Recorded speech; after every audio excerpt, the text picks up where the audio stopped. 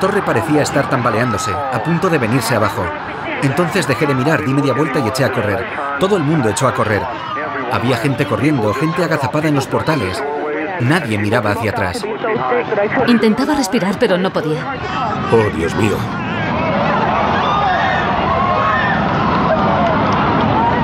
Dios mío. Ha caído la torre. Hay una inmensa columna de humo. ¡Vámonos, vámonos!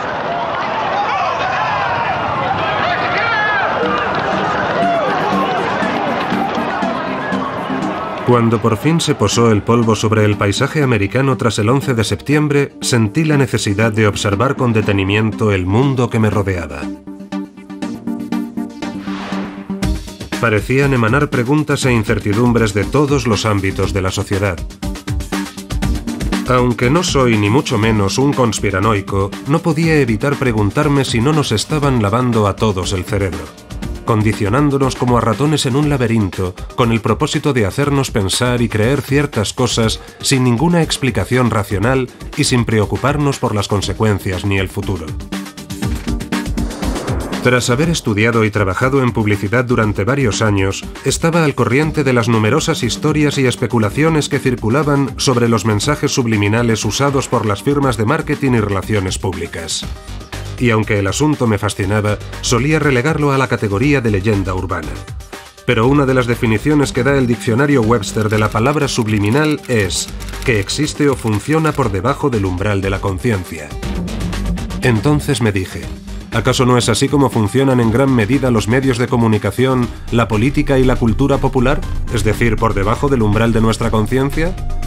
¿Y si estuvieran manipulando nuestra mente subconsciente con técnicas subliminales para obligarnos a hacer lo que quieren ellos? Al fin y al cabo son los propios medios de comunicación los que han popularizado el propio concepto, no solo de cuando en cuando en los informativos de las grandes cadenas. Subliminal. Un mensaje subliminal. Mensajes subliminales. El poder del control mental. Sino difundiendo y trivializando el tema en películas, programas de televisión y anuncios como este.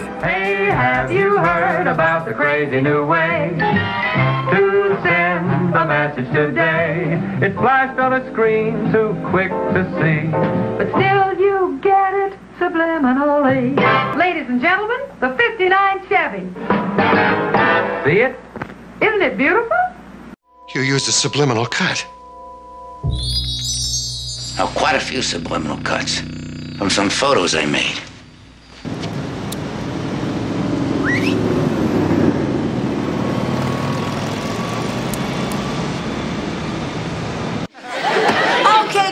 Today we are going to talk about subliminal advertising. What's that? Scully, are you familiar with subliminal messages? You mean like sex and ice cubes of liquor ads? Why would anyone want this shit job? Because it affords them other interesting opportunities. Like splicing single frames of pornography into family films? Yvonne et Miage. They keep saying that. Let me play this backwards.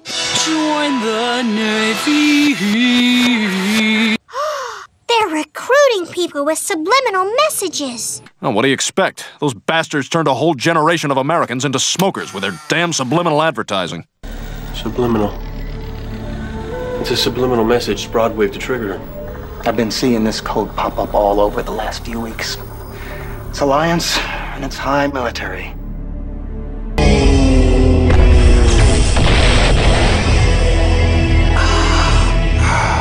Subliminal advertising complete. ¿Ven lo que quiero decir? El tema de los mensajes subliminales es un tema recurrente.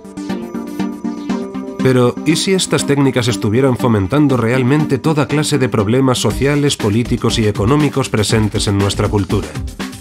Problemas como la obesidad, la anorexia y otros trastornos alimentarios, la actual guerra contra el terror, o el endeudamiento galopante que atenaza a un porcentaje cada vez más elevado de la población. La clase media se está desintegrando a pasos agigantados y la brecha económica se está haciendo cada vez mayor.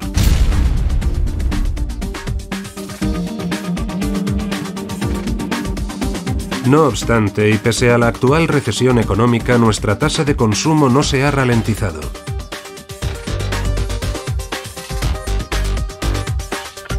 La población de Estados Unidos constituye solo un 3,5% de la población global. Y sin embargo consumimos más de un 25% de los recursos naturales del mundo. ¿Y si realmente los mensajes subliminales y otras técnicas subconscientes hubieran estado programando la nación?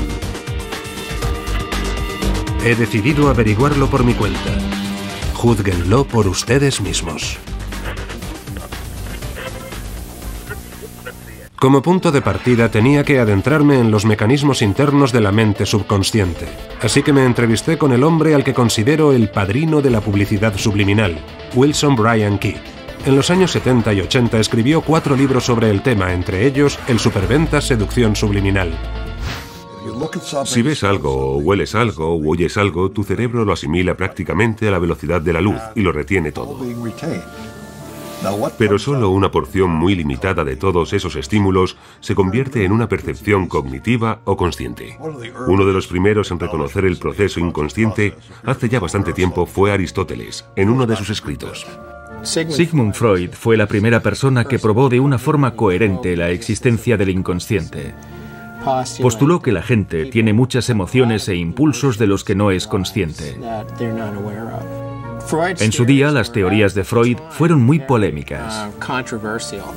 Porque en cierto sentido le estaba diciendo a la gente cosas que no le apetecía oír. Freud usó una serie de técnicas para determinar cuáles eran los conflictos inconscientes de las personas, y una de ellas tenía que ver con la interpretación de los sueños. Freud creía que cuando dormimos, la barrera que separa el consciente del inconsciente se relaja, y lo que experimentamos en sueños delata nuestras verdaderas motivaciones inconscientes. Freud escribió un libro interesante sobre el uso social de estas técnicas, advirtiendo de que es peligroso jugar con ellas. Porque no las comprendemos, o es probable que no las comprendamos, y pueden desencadenar una reacción patológica en nosotros. En América, todo empezó realmente con Ed Bernays, quien importó y utilizó algunas de las teorías psicoanalíticas de Freud para ofrecer a la gente, en sus decisiones de consumo, sucedáneos de sus impulsos más primarios. En su libro Propaganda, Bernays dijo que el deber de los expertos en marketing era guiar a la población, que si no sería ingobernable, irracional y libre, para llegar a un consenso, una decisión que fuese responsable. Según él, la filosofía del marketing debía consistir fundamentalmente en manipular y motivar a la población. En tiempos como estos, la mayoría de los hombres se vuelven altamente sugestionables. Están dispuestos a escuchar cualquier voz que goce de un mínimo de autoridad. Están dispuestos a escuchar a cualquier persona que les diga lo que está mal y lo que hay que hacer para arreglarlo. Y la mejor forma de vender algo es hallando acceso al inconsciente. De esta forma no estamos vendiendo simplemente un producto o una imagen o a un famoso en una película. Se los estamos haciendo accesibles a los procesos inconscientes de millones de personas.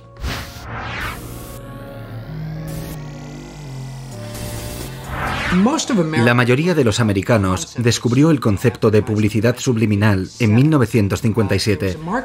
Un investigador de marketing llamado James Vicary anunció que había llevado a cabo un experimento supuestamente muy elaborado. Aseguraba que había realizado un experimento secreto en un cine de Nueva Jersey donde había insertado las frases «¿Tienes hambre? Come palomitas» y «Bebe Coca-Cola» en la película Picnic con Kim Novak. Y ni siquiera eran anuncios que duraban un fotograma, eran mucho más rápidos, porque Vicary había usado un aparato llamado taquistoscopio. El taquistoscopio de alta velocidad es un proyector que emite una señal que dura una 50ª parte de segundo, aunque se puede cambiar esa velocidad. Y aseguró que el consumo de Coca-Cola se había disparado y el consumo de palomitas también se había disparado. Un éxito arrollador. En el verano de 1957, Vicary dio una rueda de prensa para desvelar su técnica en un extraño almacén neoyorquino, aislado con colchones y alambre de espino. Anunció que las ventas de Coca-Cola habían aumentado en un 18% y las de palomitas en un 57% durante el experimento que afirmaba haber llevado a cabo en Nueva Jersey ese año. Hoy el experimento de Vicary sigue siendo una de las historias de publicidad subliminal más incomprendidas de Estados Unidos. Es cuando estás viendo una peli y de pronto aparece un mensaje muy rápido que no tienes tiempo de ver, pero que te convence de que igual te apetece una Coca-Cola. En los 50, cuando la gente iba al cine y empezaba la película, ponían un mensaje con la palabra palomita subliminalmente, ¿no? He oído que lo hacen en los cines. Ponen mensajes como compra Coca-Cola en la pantalla justo antes de que empiece la película. Supongo que te refieres a eso. ¿Crees que lo hacen en los cines? No sé, pero a mí siempre me entras, ¿eh? Cuando yo era un niño en los años 70, recuerdo que mi padre había leído Seducción subliminal y lo citaba para demostrar que en los cines se empleaban esas técnicas. Durante años me creí esa historia a pies juntillas. Había muchas compañías interesadas y cadenas de televisión dispuestas a emitir anuncios subliminales. Entraron en juego muchos competidores con otros productos y las televisiones y radios admitían abiertamente que estaban experimentando con ese método. Las radios pensaban emitir anuncios susurrados con voces susurrando cosas como compra petróleo de Oklahoma o bebe 7-Up muy bajito por debajo de la música que estaban pinchando. Y fue un escándalo. La opinión pública se puso muy nerviosa y agitada con esto. Se publicó toda clase de editoriales en contra de este fenómeno. El Congreso decidió tener un pleno sobre la cuestión. Vicari viajó a Washington para hacer una demostración de su procedimiento. Esto dio pie a declaraciones como las de Norman Cousins, que condenó los mensajes subliminales como la tecnología más peligrosa jamás desarrollada por el hombre.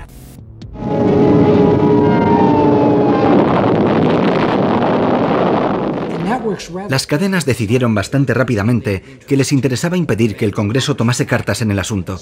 Así que formaron la Asociación Nacional de Organismos de Radiodifusión y se pusieron todas de acuerdo para prohibir la publicidad subliminal. Y adoptaron la tesis de que no funcionaba. Trataron de calmar la ansiedad de la opinión pública, insistiendo en que no era eficaz. Vicari abandonó la consultoría y se medio jubiló.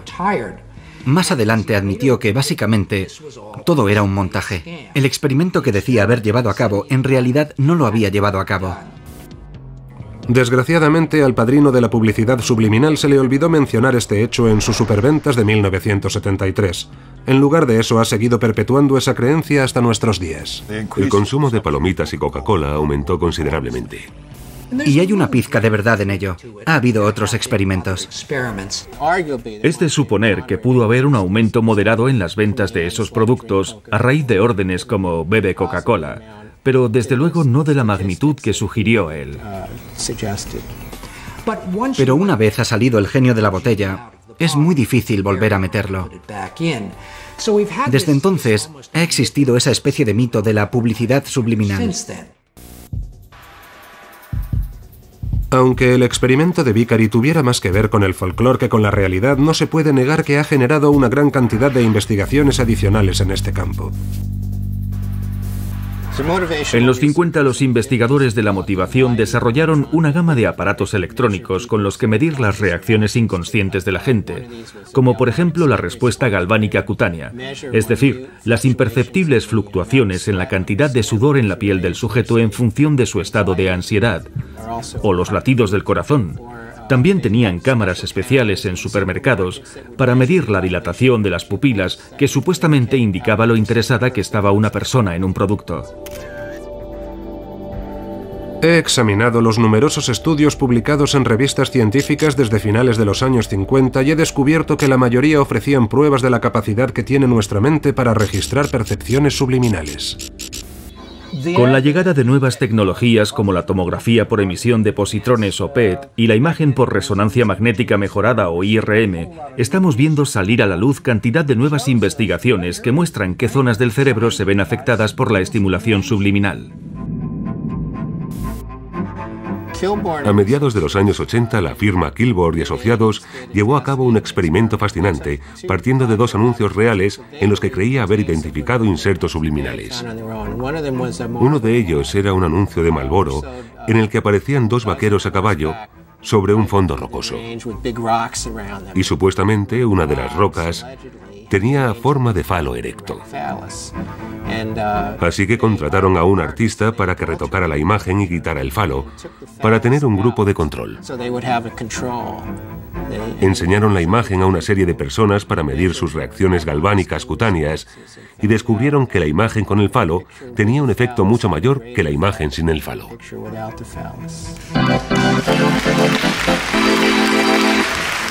Pero ¿en qué medida puede afectarnos algo que no somos en absoluto conscientes de haber visto?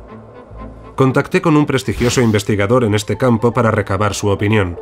El profesor Howard Shevrin enseña psicología en la Universidad de Michigan y lleva más de 50 años estudiando los efectos de los mensajes subliminales en nuestra mente subconsciente. Fuimos los primeros en demostrar que se podían detectar reacciones colocando unos electrodos en el cuero cabelludo del sujeto. Teníamos un grupo de palabras que eran claramente negativas y otro grupo de palabras claramente positivas. Todas las palabras estaban mezcladas y aparecían durante una milésima de segundo. Quería que el mensaje no tuviera ningún sentido. Era evidente que la gente no era consciente de lo que veía. Con un mensaje de una milésima de segundo es imposible ver nada. Y nuestro hallazgo fundamental es que las palabras negativas, presentadas subliminalmente, provocaban una respuesta cerebral de mayor voltaje que las palabras positivas. Volvemos a la cuestión científica más general de saber si un estímulo subliminal puede por sí solo producir un cambio en el comportamiento de una persona y cambiar un aspecto importante en un grado significativo. Los indicios de los que disponemos son problemáticos. Hay estudios que dicen que sí y otros que dicen que no. ¡Qué extraño! Según el catequista de la iglesia a la que yo iba de adolescente en los años 80, los mensajes subliminales disimulados en la música rock eran responsables de que la gente se drogase, adorase a Satán y se suicidase.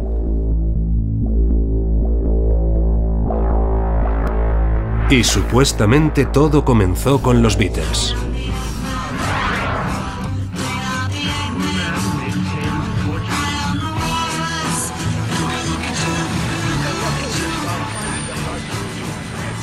Así que fui a la Gran Manzana para hablar con el redactor jefe David Fricke, que lleva más de 25 años trabajando en la revista Rolling Stone.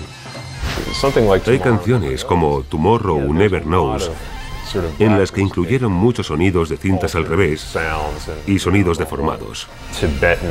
También está todo el tema de los cantos tibetanos que John Lennon intentaba recrear, primero en su cabeza y luego en cinta y en los discos. El origen de todo, creo, es algo que encontraron al final de Strawberry Fields. Ya, he enterrado a Paul o una frase por el estilo. He enterrado a Paul. Efectivamente, es una forma de manipulación, de sugestión, pero lo han hecho en nombre del arte, en nombre de la expresión. En la canción Revolution 9, el título se repite muchas veces dentro de la canción, y la verdad es que si lo escuchas al revés, Revolution 9 suena igual que Excítame, hombre muerto. Excítame, hombre muerto. Excítame, hombre muerto. Excítame, hombre muerto. Excítame, hombre muerto. Excítame, hombre muerto. Hay una gran diferencia entre, digamos, los mensajes invertidos y el potencial artístico de la manipulación del sonido. Hay que establecer una distinción entre lo que yo llamo los mensajes invertidos premeditados y los que son puramente accidentales. Por ejemplo, se ha descubierto que si dices en inglés las palabras Jesús te ama, las grabas y las escuchas al revés, suena igual que nos huele a salchichas. ¿En serio? Bueno, vamos a ver si es cierto. Nos huele a salchichas. Pues sí, casi suena igual. Lo que esto demuestra es que nuestra mente tiene una increíble capacidad para identificar patrones y somos capaces de encontrarle sentido al mayor sinsentido. Yo diría que el caso de Revolution 9 es una mera coincidencia. Contactamos con los dos supervivientes de los fabulosos 4, pero ambos se negaron a hacer comentarios. Otro músico que sí estaba dispuesto a hablar con nosotros es el cantante Jeff Tate, del grupo ganador de un disco de platino Queensryche.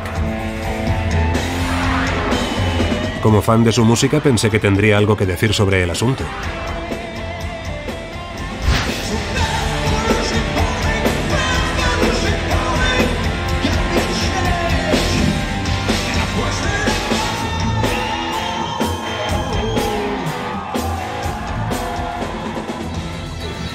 Lo que tratamos de hacer con nuestra música es pintar un cuadro sonoro, para transmitir mejor el mensaje que intentamos trasladar con nuestras letras. Y para ello usamos todos los medios de los que disponemos. El primer álbum que recuerdo que hiciera algo parecido es el Sgt. Pepper's de los Beatles. Estaba plagado de todo tipo de collages sonoros interesantes, con partes habladas y sonidos artesanales. Hay quien habla de los peligros de los mensajes subliminales, refiriéndose a la música. Y creo que es un tema subjetivo. ¿Qué es un mensaje subliminal? Todo depende de quien lo esté escuchando. Yo oigo cosas muy nítidamente en los discos porque están ahí y es mi oficio. Es a lo que me dedico, así que cuando escucho algo me fijo mucho. Habrá personas que crean que son sonidos subliminales porque nunca los han escuchado antes, pero es porque no prestan atención. Así que creo que todo es opinable.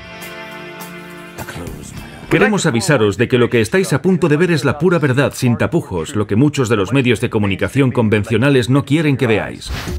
Otra persona que parece saber mucho sobre los mensajes subliminales en la música es el pastor Joe Schimmel, de la Iglesia de la Causa Justa. Ha producido un documental cristiano sobre los mensajes en la música popular llamado Vendieron sus almas por el rock and roll. La gente no daría crédito si se diera cuenta de la carga subversiva que encierran los medios de comunicación populares y de las intenciones que albergan. Un grupo que, según su vídeo, contribuye a esta tendencia musical es Led Zeppelin, el grupo de rock que más discos ha vendido de la historia. Aquí vemos a Robert Plant cantando Stairway to Heaven. Está diciendo a sus fans que a veces las palabras tienen dos sentidos, dándoles a entender que pueden interpretarse a la vez hacia adelante y hacia atrás.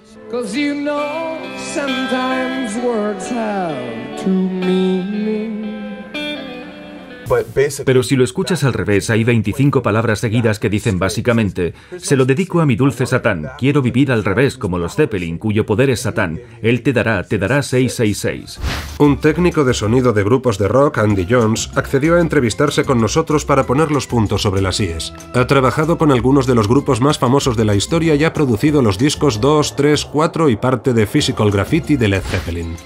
En la época en la que estaba produciendo al grupo Cinderella, alrededor de 1987, vino a verme al estudio un crío puesto de metanfetamina y empezó a hacerme preguntas sobre el llamado enmascaramiento inverso. Es una sarta de tonterías. Este fenómeno satánico va más allá de los designios de los hombres, está inspirado por el demonio. Bob García, de la discográfica A&M, ha declarado: será cosa del diablo porque aquí nadie sabe cómo se hace. No tiene ningún sentido. Cada cual puede interpretar los mensajes como le dé la gana. Creo que en el fondo saben lo que está pasando y están atrayendo a sus seguidores a una especie de orgía de poder. El enmascaramiento inverso es una tontería. Nunca ha ocurrido, nunca lo hemos hecho. Es un hecho comprobado porque yo estaba presente. Si quieres transmitir un mensaje subliminal, no hay forma de hacerlo, es imposible. Hay muchas pruebas disponibles, pero primero hay que buscar más allá de las apariencias, y creo que cuando la gente empiece a verlo, con suerte comprenderá que lo importante es la verdad, no las experiencias. Mientras el jurado seguía deliberando, se me ocurrió una forma de llegar a mi propio veredicto y llevé a cabo un mini experimento con un pequeño grupo de estudiantes de instituto que no estaban al corriente de los supuestos mensajes satánicos de Stairway to Heaven de Led Zeppelin. Los dividimos en 3 grupos y les hicimos escuchar el mismo fragmento de la canción, tanto hacia adelante como hacia atrás. El primer grupo podía leer los mensajes satánicos que, según Schimmel y otros, estaban presentes cuando se escuchaba la canción al revés.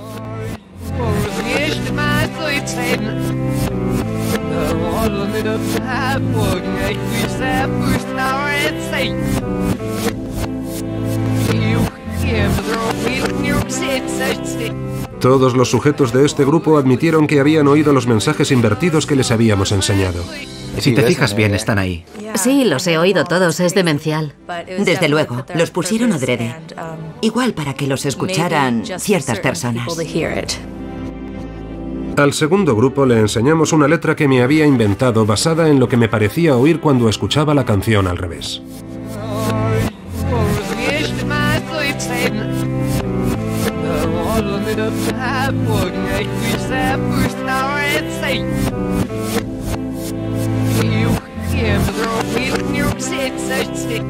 Todos los sujetos de este grupo también admitieron que habían oído los mensajes que les enseñamos. Estoy seguro de haber oído esas palabras. Lo que me sorprende es que alguien se haya dado cuenta. Debe de ser una teoría conspiratoria, en plan, aquí hay mensajes ocultos. Los sujetos del tercer grupo escucharon la canción al revés, pero no les enseñamos ninguna letra. Les pedimos que nos dieran su propia interpretación de lo que habían oído. Ninguno de ellos fue capaz de descifrar una sola palabra por su cuenta. Lo único que he escuchado ha sido la música. Sonaba un poco como si estuviera en otro idioma. Daba un poco de miedo. Sonaba como si las palabras quisieran decir algo, pero en otro idioma.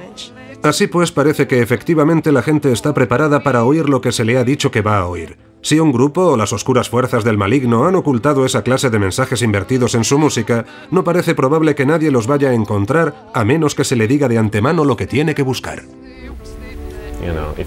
Si te apetece oír la voz de Satán mientras suena Stairway to Heaven al revés, eso es exactamente lo que vas a escuchar. Encontrarás la manera de oírlo. El cantante Mark Mothersbaugh es uno de los miembros fundadores del grupo Devo. Además, ha producido bandas sonoras para cine, televisión y videojuegos. La primera vez que alguien nos habló de los mensajes subliminales fue cuando rodamos un corto, mucho antes de que existiese MTV. Se llamaba En el principio estaba el fin, la verdad sobre la deevolución. Cuando lo estrenamos, vino alguien a vernos, una mujer. Estaba realmente enfadada y nos dijo: sé lo que estáis haciendo, sé lo que os traéis entre manos. Le dijimos: ¿cómo? ¿Qué quieres decir? Y dijo: sé lo que estáis haciendo, lo he visto en la pantalla. He visto las palabras sométete y obedece. Le dijimos: vaya, pero ¿de dónde has sacado tú eso? Estábamos todos un poco alucinados. A raíz de eso nos pusimos a pensar, a partir de ahora tenemos que poner mensajes subliminales en nuestras cosas. A mí eso de los mensajes invertidos, todo ese rollo de los Beatles y Paul ha muerto, me hacía gracia. Es normal que un fan busque esa clase de cosas y quiera encontrarlas. Creo que la idea de que sea algo oscuro o malévolo es propia de la mentalidad paranoica de gente a la que ya de por sí no le gusta la música. Nunca he visto pasar nada malo relacionado con los mensajes invertidos.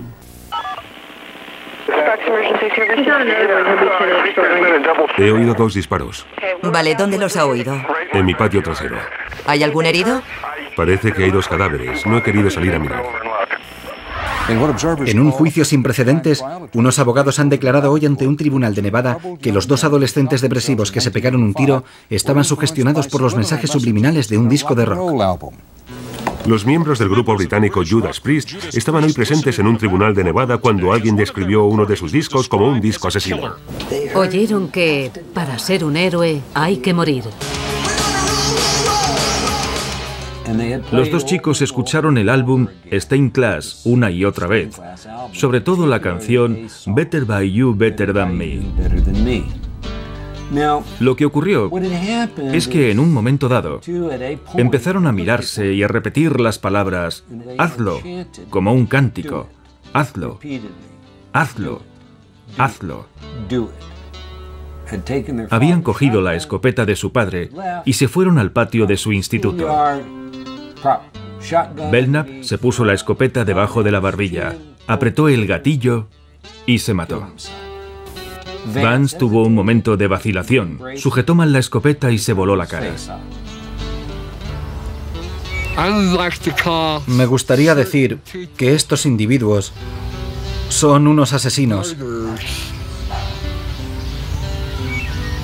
Creo que han asesinado a Ray. ¿Hay un mensaje subliminal en la canción Better by You, Better Than Me que dice hazlo? Por supuesto que no. Oí la palabra hazlo, pero no sé en qué contexto ni por qué estaba allí. La identifiqué aproximadamente unas 7 veces. Es muy difícil porque están en un nivel subliminal.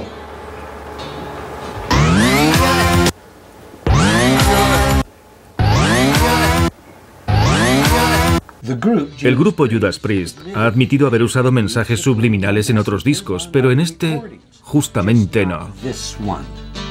Son los supuestos mensajes subliminales los que han llevado este caso ante los tribunales. Otros casos similares en los que se alegaba que la música era dañina han sido desestimados, porque las letras están protegidas por la primera enmienda.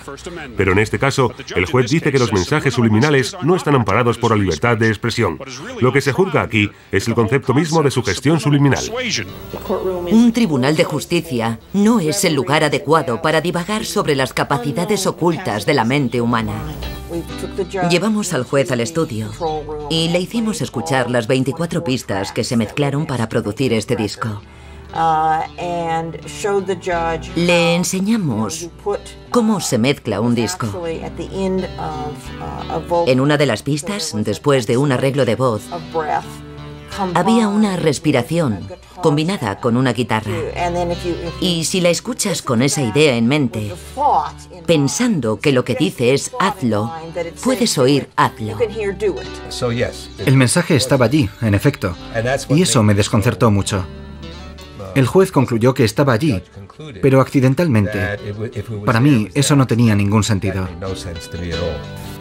CBS Records nunca hizo público el máster original. Se debería haber incautado el máster original de 24 pistas para que pudiéramos determinar si el mensaje había sido insertado intencionadamente o no era más que una coincidencia sonora. Así que, para mí, eso ya fue la gota que colmaba el vaso. Y el juez dictaminó que, al fin y al cabo, esos jóvenes tenían toda clase de razones para hacerse daño y no había argumentos de peso para llevarlo a juicio. Los defensores de las víctimas intentaron hacernos pasar por unos adoradores de Satán enloquecidos por las drogas y nada más lejos de la realidad. Es absolutamente ridículo, un disparate. Y la gente no se da cuenta de que somos seres humanos con sentimientos, como las demás personas. Otra cosa es que no siempre cantemos canciones de amor. La música nos hacía sentir poderosos, hacía volar nuestras emociones, subir, bajar. Era como una droga, un estupefaciente. Retrospectivamente me doy cuenta de que era una música que podía volverte loco. A ti te volvía loca. Pues sí, la verdad es que me sacaba de quicio. No podía aguantarla y tu comportamiento empezó a cambiar. Y no siempre se puede culpar a los padres, a la industria musical, a las películas y a la televisión, pero tenemos que reconocer que todos esos factores pueden influir en los niños y sus decisiones, así que habría que fijarse en todas esas cosas y tenerlas en cuenta. Por una vez no podría estar más de acuerdo con el pastor Schimmel, y como cineasta tenía que profundizar en la forma en la que la industria del cine y la televisión nos afectan inconscientemente.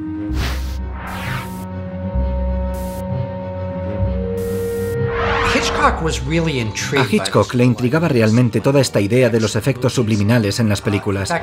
De hecho, la primera vez que los usó fue en una película llamada Encadenados, que era una película en blanco y negro, pero tenía un único fotograma en color. Aparece cuando uno de los personajes se lleva una pistola a la cara para suicidarse. Y cuando aprieta el gatillo, se entrevé un único fotograma rojo. Lo que hizo Hitchcock fue pagar a una artista para que pintase a mano ese mismo fotograma en todas las copias existentes de Encadenados, o sea que es obvio que se lo tomaba en serio. Hilton A. Green fue ayudante de dirección de Alfred Hitchcock desde 1956 hasta que se jubiló. Colaboró en clásicos de la talla de Alfred Hitchcock Presenta o Psicosis. Vi a Hitchcock en la sala de montaje donde le indicaba al montador en qué fotograma cortar, mirando fotograma por fotograma hasta llegar al punto exacto donde quería cortar. Pasaba todo el tiempo que hiciera falta con el montador. Cuando rodó Psicosis, hizo algo todavía más sofisticado.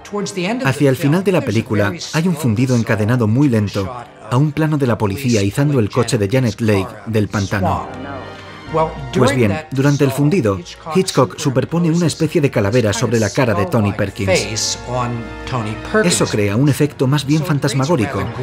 Y naturalmente, a Hitchcock le pareció que así aumentaba la pegada emocional del desenlace de la película. También se ha dicho que Hitchcock podría haber añadido fotogramas con palabras como sangre, cuchillo y asesinato en las copias distribuidas en salas de la película para aumentar el suspense y el miedo.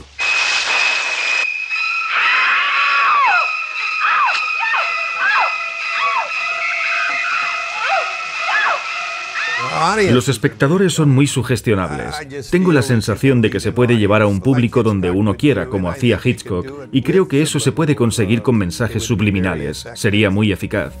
Si llegó a poner intencionadamente palabras como asesinato o cuchillo y ese tipo de cosas, debió ser cuando yo no estaba presente. Debió ser mientras trabajaba con el guionista.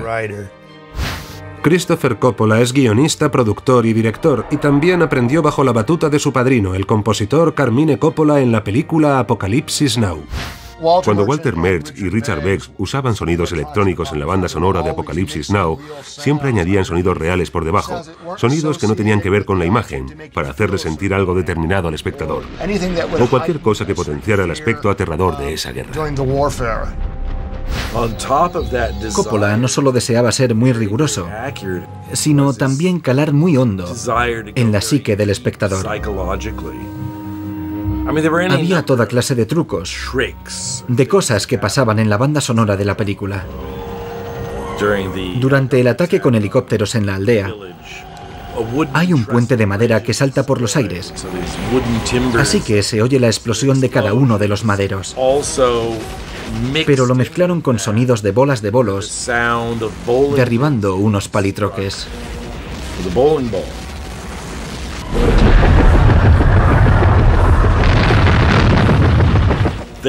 Se usaban mucho técnicas como esa. En muchas otras películas también. Como por ejemplo en El Padrino. Cuando querían que sintieras miedo por algo que iba a pasar, añadían sonidos de bebés llorando y cosas por el estilo.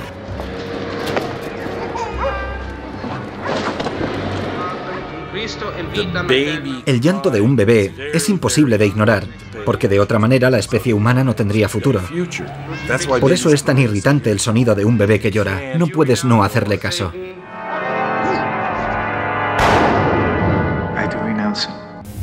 Para mí es algo creativo. Estás estimulando esta parte del cerebro.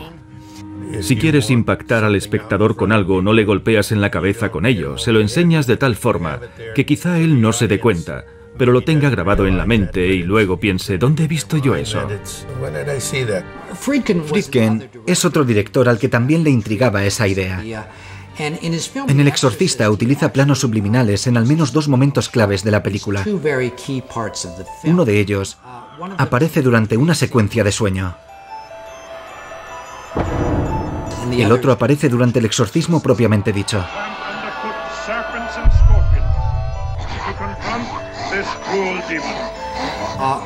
Lo que uno ve son dos fotogramas muy breves con una especie de cara cadavérica. Mis hermanos y yo parábamos siempre la película cuando aparecía ese fotograma. Es tan aterrador que ni siquiera quieres mirarlo. Tiene un efecto sobre el espectador. Así que la pregunta es, ¿cuál es el propósito del director? En mi opinión, El Exorcista fue una película rompedora. Nadie había hecho algo así antes. Friedkin estaba experimentando realmente con el concepto de miedo. El director David Fincher ha aplicado técnicas similares en algunas de sus películas, entre ellas Seven, donde inserta dos fotogramas muy cortos en la conclusión para aumentar el efecto dramático del desenlace, cuando el protagonista, interpretado por Brad Pitt, se entera de que su mujer ha sido asesinada.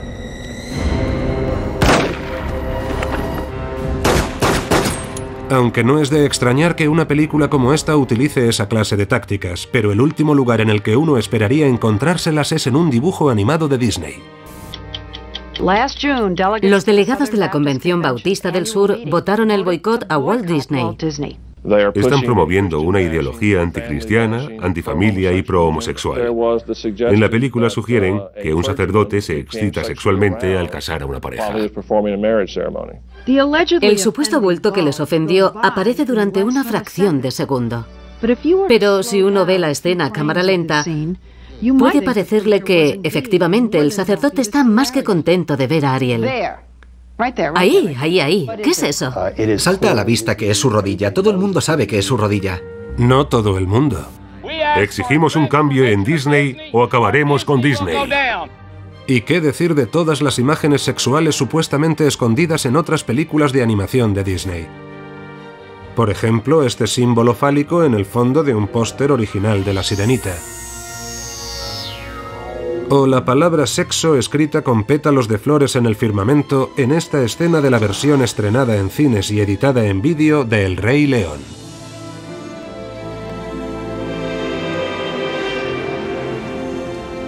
Y esta cosa, sea lo que sea, que asoma en una ventana en una escena de la versión de 1977 de Los Rescatadores. Disney ha negado una y otra vez tales acusaciones. Es solo que hay gente que pasa demasiado tiempo buscando cosas que no están. La reedición de estas películas en DVD y Blu-ray le da por fin la razón al expresidente ejecutivo de Disney, Michael Eisner. Es verdad que las imágenes ocultas no están, por mucho que las busquemos, porque han sido expurgadas de las versiones más recientes. Sin embargo, el escrutinio público, las malas lenguas y la sátira siguen cebándose aún hoy con Disney. That's how we can sell sex to little girls. See, if we make the posters with little girls reaching for your junk, then you have to wear purity rings or else Disney Company looks bad. Si las imágenes sexuales ocultas pueden considerarse subliminales, ¿qué decir de la epidemia moderna del emplazamiento publicitario? We thank you so much for this bountiful harvest of Domino's, KFC, and the always delicious Taco Bell.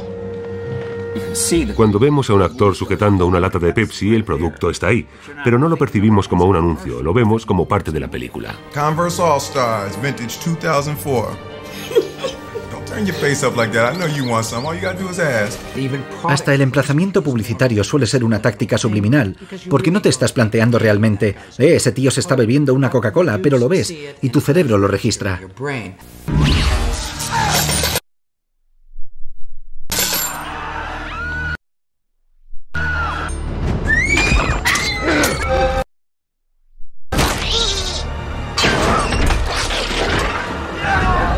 Creo que esa es la mejor forma de hacerlo. Es mejor que tirarle un producto a la cara al espectador. Pero ¿en qué medida funciona el emplazamiento publicitario en las películas? Inmediatamente después del estreno de E.T., las ventas de bombones Reese's Pieces aumentaron en un 80% según las estimaciones. Así que, en cierto sentido, creo que se podría decir que el emplazamiento publicitario es quizá la forma más exitosa de publicidad subliminal. I want the perfect food. Si las películas y los programas de televisión pueden suscitar emociones y vender productos con estas tácticas, ¿qué clase de técnicas podrían usar los publicistas para empujarnos a consumir aún más? Imagine all those burgers in your stomach right now.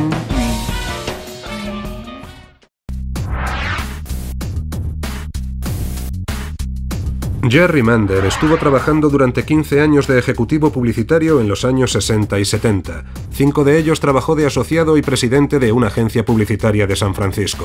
Es más conocido por sus libros 4 buenas razones para eliminar la televisión y En ausencia de lo sagrado. El telespectador medio ve unos 30.000 anuncios al año. Son 30.000 repeticiones de un mismo mensaje. Y ese mensaje dice: compra esto, haz lo otro, te hará sentir mejor, te va a gustar. Si no lo haces, probablemente no estés en la onda. Esto va a resolver ese problema que tienes 30.000 veces.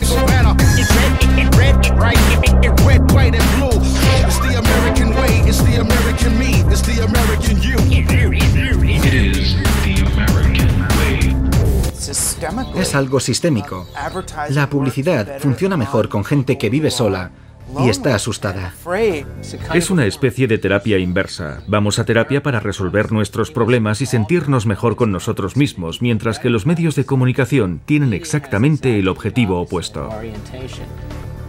Hay que crear una tensión en el espectador, una tensión consciente y una ansiedad para que salga a buscar el producto a modo de alivio.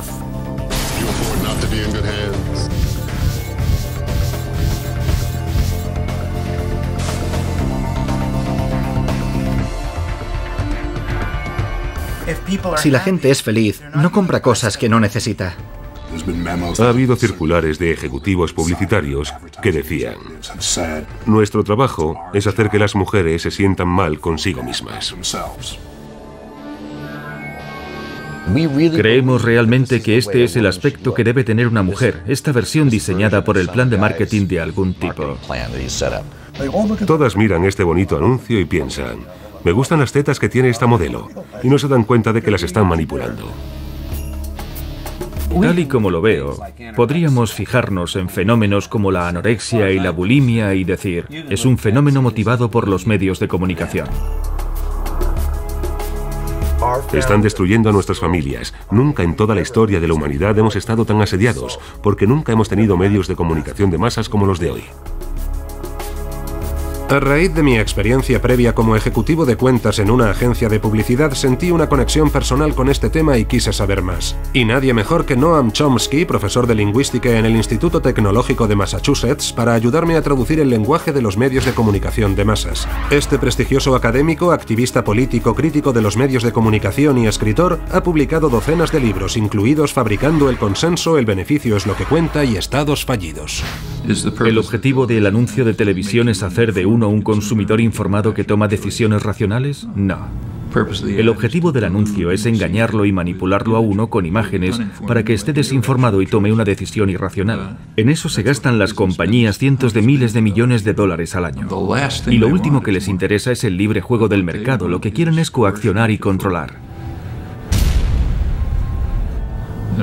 ¿Sabe? Cuando Goebbels desarrolló su poderoso sistema de propaganda en la Alemania nazi, estaba inspirándose en aspectos muy concretos de la propaganda publicitaria, los anuncios de Estados Unidos, para copiar esas técnicas. Eslóganes sencillos, repetidos una y otra vez, que apelaban a las emociones. Todas esas ideas que se han desarrollado hasta formar casi una ciencia.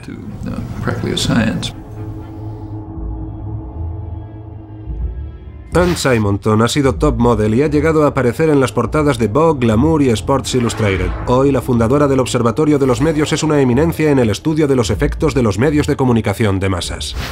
Mientras no hagamos algún tipo de análisis crítico, algo que nos permita analizar el fenómeno en profundidad y comprender lo que se nos está vendiendo y cómo nos dejamos manipular, a la gente le seguirá gustando dejarse manipular.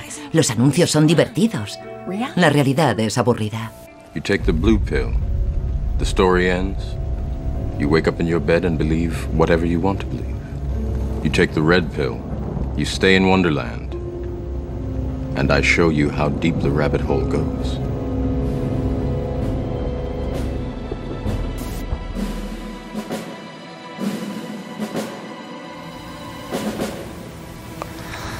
Pues a ver. De la tele, sobre todo.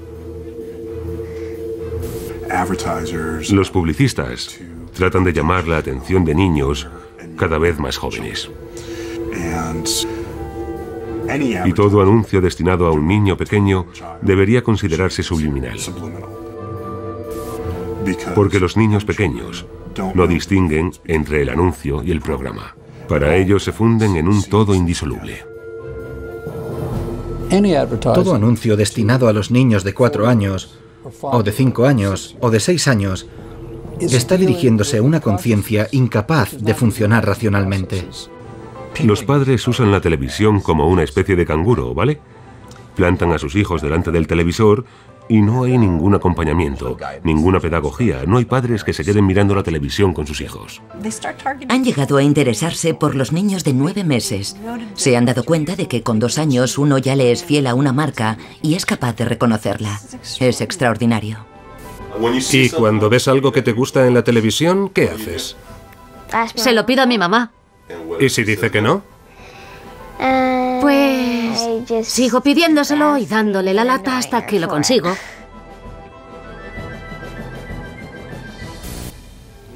Todos los estudiantes de psicología estudian los 4 impulsos fundamentales, las 4 Cs. Combatir, correr, comer y copular.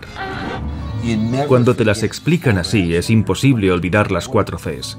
En nuestra sociedad, que está gobernada en gran medida por publicistas que nos motivan para consumir, acabamos con un 5.º impulso. Más. Cada vez más.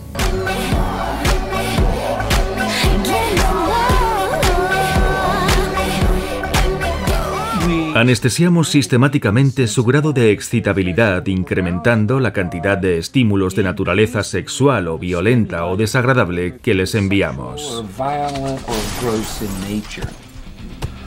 De esta forma, el más empieza con un quiero más estímulos. Y luego esto se propaga a todo lo demás, ya sea más comida, más alcohol y drogas, más coches, más dinero, más poder, más mujeres, más.